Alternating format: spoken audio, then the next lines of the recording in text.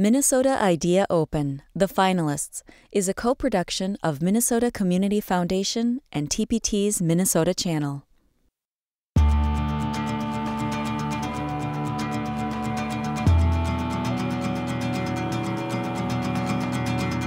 Hi everybody, I'm David Gillette, and welcome to the Minnesota Idea Open, a new approach to solving serious problems in our own backyard. Created by the Minnesota Community Foundation, the Idea Open hosts an annual statewide challenge to get all of us thinking and talking about one important issue, all at the same time. This year, the Idea Open asked Minnesotans for their best ideas to work together across cultures and faiths. More than 600 entries came in, but only the 4 who are sitting behind me now have a chance to claim the top prize. And you at home have the power to decide. In the next half hour, you'll meet the finalists and vote for your favorites. The top 3 will each receive $15,000 to help turn their idea into a reality. Now, let's take a closer look at this year's challenge. Here in Minnesota, there's nothing we love more than introducing ourselves to new people.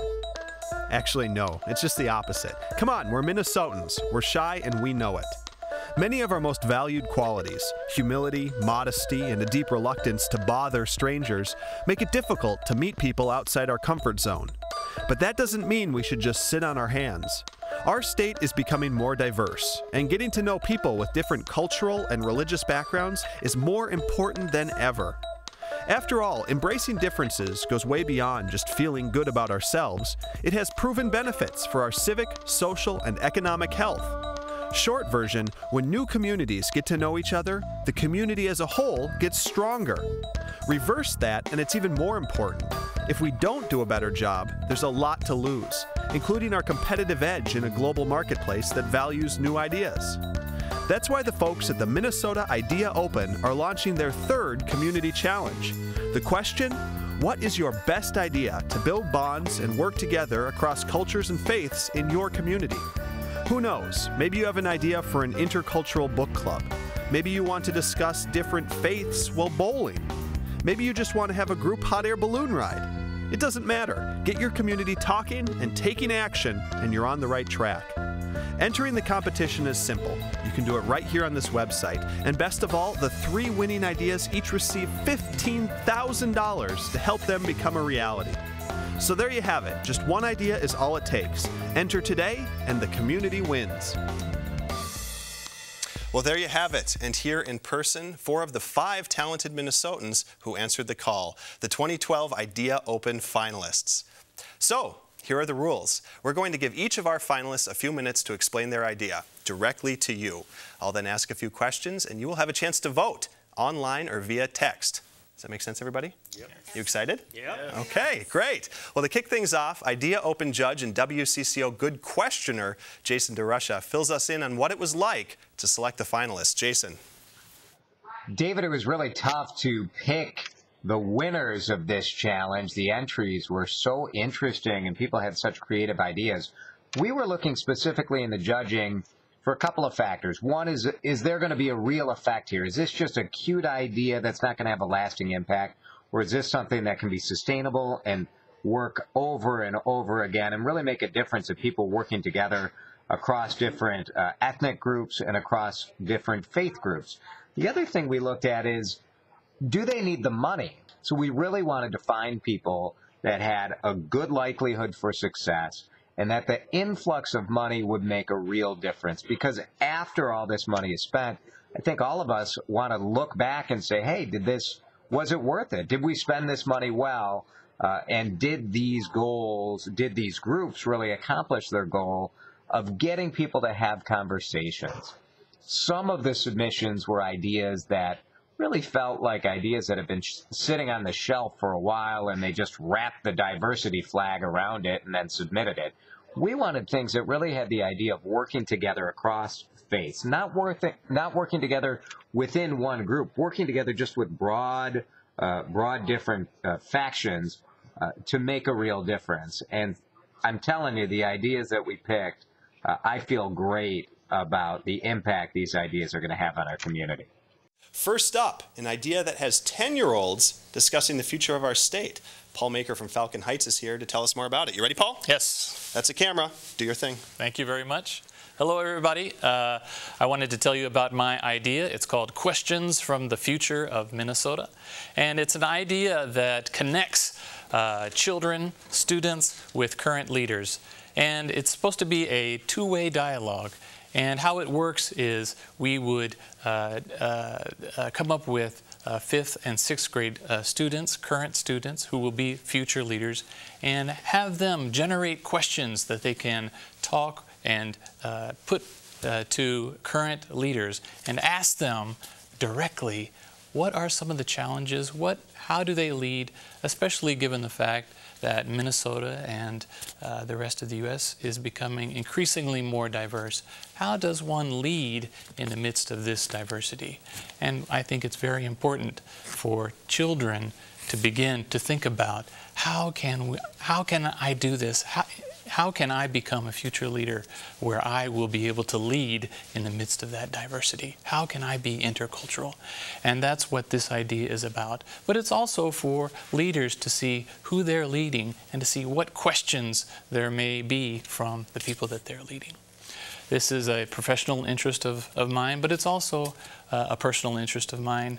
I am a member of a family that is intercultural and interfaith, and I have 2 young sons around this age who ask these types of questions about who they are. And just the other day, my son was asking me, they call me Papa, Papa, who am I? Am I U.S. American or am I Asian? And who am I? So asking these types of questions, I'm sure it's not just my children who are asking these questions, but many children in Minnesota who ask these types of questions. And to have leaders respond to these types of questions, I think would be very beneficial. So if you're interested in this idea, I hope you like it. It's called Questions from the Future of Minnesota. That's where I come back in. Great job, Paul. Thank you. So was this idea a eureka moment for you, or did it kind of creep up incrementally as you were thinking about it? It's been an idea that's grown, yes, but not necessarily a eureka moment, but it's been growing just because of my family has growing up and is intercultural and interfaith, and so I've been wanting to do this. I haven't had the opportunity to do this professionally, so I think this is a great opportunity to do this. If you were fortunate enough to be crowned one of our 3 champions today, how do you think you'd first direct that funds? What would be the first thing it would allow you to do?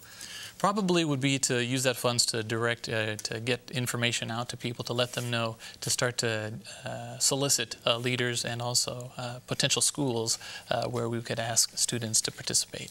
Paul, thanks so much for the presentation. Thank you. If you want to give Paul your support, here's the information.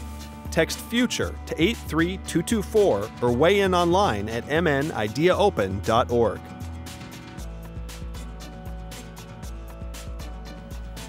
Well, next up is Margaret Michael-Letts. She hails from Owatonna, and Margaret's idea taps into some history. Is that correct, Margaret? That's correct. Okay, you saw the drill. Fire away. Thank you. My idea to build bonds and work together across cultures and faiths is to unite cultures by their history. As a volunteer with the Steele County Historical Society, I am collecting the oral history of recent immigrants to our community. That is, people who have moved to join us within the last 75 years. The story of their journey from their birth country to Steele County, Minnesota, is recorded and will be archived by the Historical Society. I will interview people from Somalia, Mexico, Vietnam, the Baltics, among others. And then these recent settlers will join our early settlers of the 1800s, the Germans, Czechs, Danish, the Norwegians, and together they will continue to build the history of Steele County. I think the director from Centro Campesino in Owatonna said it best when he said, "I was happy that Margaret contacted us. Our people from Mexico were in Steele County over 50 years ago as migrant workers, but we have no record of their stories. Now we will be able to preserve our history." So I want to thank the sponsors of this contest and also say thank you to the people who will vote for my idea, United by History. Great job, Margaret. Thanks so much. So you said that you're going to do these interviews. What's your approach? Do you go to their homes? Do you have them come to you? How do you work it? Whatever they're comfortable with. Most of the time, I try to interview them in their environment. So same question I asked to Paul just a minute ago. If you had this $15,000, what would be the starting point? What would that money really enable you to do right away? Well, it would be used for the oral history project, improving our software, where we can archive the histories. And who knows, we have a brand new history center in Steele County, and we may even be able to put together an exhibit of artifacts, which is also another area to continue on after the oral histories. Do you ever find it's challenging to ask people to tell their story and open up? I mean, going up to someone and just doing a cold request, tell me a little bit about your background, I could see people maybe stepping back a little bit from that. No, I have not found that.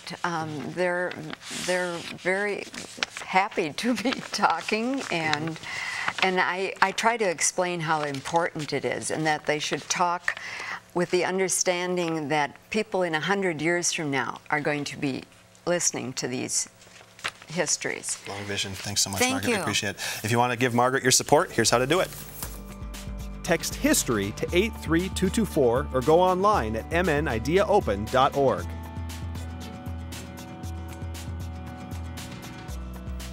The show continues. Now standing to my right is Jim Ratu of Wayzata, and he plans to take the idea of barn raising to a whole new level. That's an interesting tease. You ready? I'm ready. Okay, do your thing. Barn raisings are a traditional part of what makes a community strong. It's neighbor helping neighbor, each to their own ability, all working towards a common goal. Now, what if we modernized this idea, made it beyond just barns, and added a multicultural twist? My idea is multicultural barn raisings, having people of diverse backgrounds work alongside each other towards a joint community project. Now, these projects can be anywhere from a new playground to a new roof for a tornado victim, to making a home handicap accessible for a war veteran. Think extreme home makeovers where hundreds of volunteers descend on a work site, and the project is completed over a long weekend, so you see the fruits of your labor immediately. Most importantly, by having these projects, we'll allow people of diverse backgrounds to forge relationships naturally and organically. We'll not only just give people something to talk, but something to talk about. In addition, we'll not just make connections between volunteers, but between volunteers and new communities. You know, when you put sweat equity into a project and get introduced to a new community, you care about that project. You want to see it succeed. What we'll do is we'll introduce volunteers, expose them to neighborhoods they haven't been before and people they haven't met. Multicultural barn raisings. My hope is that we'll be able to forge new relationships, we'll answer some prayers, and we'll make the impossible possible. Great job, Jim. Thanks so much. I appreciate it. So how do you do that first ask the first time? You have this concept, sounds pretty solidified in your own mind, but now you need to get people on the ground. How do you make that first connection? I think what we do is we do an online talent audit. So people would go online and they'd submit, hey, I can do carpentry or cooking, plumbing, to, I don't know, make cupcakes, whatever it is. I think anyone who can pick up a paintbrush will have a role in this. And it's this idea that we all come together on this one weekend, do what we're capable of, and form these projects. You know, $15,000 of seed money could get you a long ways, but construction materials are probably more expensive than that. How would you use that money to just get the physical materials and things moving after the first stage? I think it's just to get it rolling, right? Once we get the project up and rolling, what we'll see is donations and both monetary and of stuff, supplies come in, and then I'll keep it going. Do you have any particular skills that people might be surprised? Are you a carpenter or a plumber? Is there any background here that we should know about? I'm a hacker, so no, I need people to register what they're really good at. But you're going to be out there with everybody else, swinging the hammer and doing whatever you do? With a big megaphone or something saying, all right, people! Excited to see how it goes. Thanks so much, Jim. Thank you. If you want to vote for Jim, here's the information once again. Text BARN to 83224 or go online at mnideaopen.org. Next up, we have Ellen Kennedy from Edina. The ideas she's presenting will stir up some conversation through an exhibit. It's all you, Ellen. The faces of Minnesota are changing. Minnesota is home to thousands of refugees, men, women, and children who have fled from their homes because they've been targeted by violence simply based on who they are, their race, religion, ethnicity, or national origin. We in Minnesota welcome these strangers into our midst, but we don't always welcome them into our hearts and make them truly a part of our communities. Our exhibit, called Tents of Witness, Genocide and Conflict, tells the stories of these newest Minnesotans. We have 10 canvas tents, each one 8 by 12 feet in size. The tents are like the ones that are being used now by hundreds of thousands of refugees in the Darfur genocide today. Each tent tells about a different group that has been persecuted because of its identity, and each of those groups is represented right here in Minnesota. The tents represent the Holocaust and the genocides and conflicts in Cambodia, Argentina, Bosnia, Rwanda, Darfur, Sri Lanka, Congo, North Korea, and the Native Americans. Conflicts in 5 continents: Europe, Asia, Africa, North and South America, and both the 20th and now in the 21st centuries. Those words "never again" have become over and over again. This gift from Minnesota Idea Open would support bringing Tents of Witness to schools, colleges, universities, town halls, and faith communities throughout the state, to groups that otherwise might not be able to rent the exhibit. The exhibit is designed to create dialogue and to build bridges, build friendship, and most importantly, build community. The stories in each tent are told through text and through pictures. They were created by the people from these different communities. A woman from Bosnia said to me the other day, "I've lived here in Minnesota for years, and people still don't know anything about my country except the genocide. I want them to know about its beauty and about the wonderful people and our hopes for peace." We hear the same words from refugees from Congo, Rwanda, Cambodia, and everywhere. Help us have these conversations that will welcome these new Minnesotans into our midst and into our hearts. Thank you so much, Ellen. You're in a somewhat unique position in that you already have a project underway. Yes. How do you measure success in your Tents for Witness? What is the metric that you use to say this project is working? We look at the sustainability of the ideas that we're generating. Our goal is to promote discussion, to promote dialogue, and really to promote a connection to human rights on a grander scale. So if we go into a school, for example, will students take this kind of initiative and really engage with their broader community? Will they develop service commitments and projects on their own? Do school projects reach out broadly? And that's what we look at. Thanks so much, Ellen. Best of luck to you. Thank you. If you want to show Ellen some support, here's how to vote. Text WITNESS to 83224 or go online at mnideaopen.org.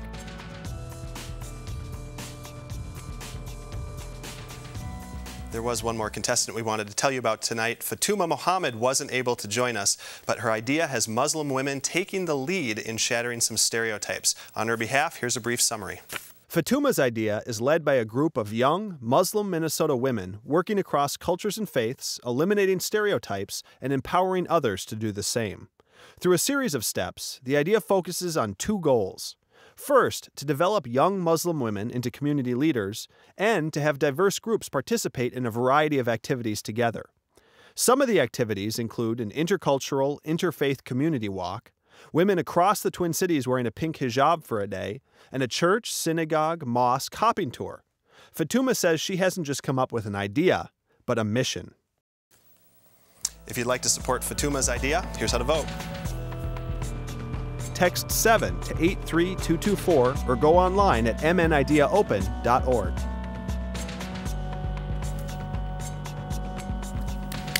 Okay, everybody, one man's clapping for you. Good job tonight. Good work. Well, like we told you earlier, 3 of the ideas you just heard will get a $15,000 jumpstart, and that will help do a lot of good around our state. Christine Tubbs, the 2010 Minnesota Idea Open champion, is a prime example. Here's an update on her winning idea, Kids Lead the Way. I'm Christine Tubbs. I'm from Stillwater, Minnesota, and I was the 2010 Minnesota Idea Open winner. Our first year was to put on the summer camp project, and then we needed to take some time and assess where we were going to go as we moved it forward. I really didn't have any idea that this project would grow and would take on the legs that it has, or to really have other community partners step forward saying, we can't let this go, we need to expand this and continue it. The $15,000 award that comes with winning the Minnesota Idea Open is significant. I don't think would have ever gotten our project off the ground. It meant everything. We didn't have to think, well, we can only do this, phase it in, phase 1 or phase 2. We could do everything we wanted to do right away. And that's really significant when you're trying to get a program up and running. Had we phased it in, I don't think it would ever have had the legs it has today. I can honestly say I don't know if we would have been able to get to stage 3 or stage 4. If you've listened to what the projects are and the proposals are this year, you absolutely just endear one and vote for it, or, you know, it's going to make a difference. It's going to make a huge difference. In some communities, someone has put a tremendous amount of thought behind why they want to make a cultural difference in their community. And if you vote for them, you are going to change some lives. There's no doubt about it. The power is in your hands, Minnesota. Get yourself online and text away until your thumbs are numb. And in case you need a reminder on how to vote, here's a recap. To vote for Paul's idea, text FUTURE to 83224 or weigh in online at mnideaopen.org. To show Margaret your support, text HISTORY to 83224 or go online at mnideaopen.org. If you think Jim has the best idea, text BARN to 83224 or go online at mnideaopen.org. If you'd like to support Ellen's idea, text WITNESS to 83224 or go online at mnideaopen.org. If you'd like to vote for Fatuma's idea, text 7 to 83224 or go online at mnideaopen.org. That's our show. Get voting, Minnesota. Big shout out to the Minnesota Community Foundation, and also thanks to the folks at Almanac for letting us use their set. Thanks for watching, everybody. Good night.